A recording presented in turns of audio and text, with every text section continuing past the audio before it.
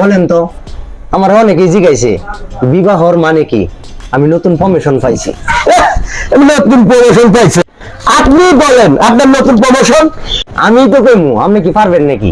না, আমি পারতাম না। সুযোগ নিযুক্ত করবেন কেন তা চান না?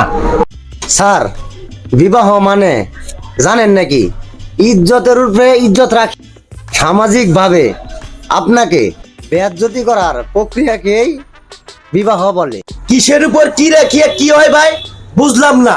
স্যার, ইজ্জতের উপরে ইজ্জত রাখি, সামাজিক ভাবে বেয়াজ্জতি করা বিবাহ বলে।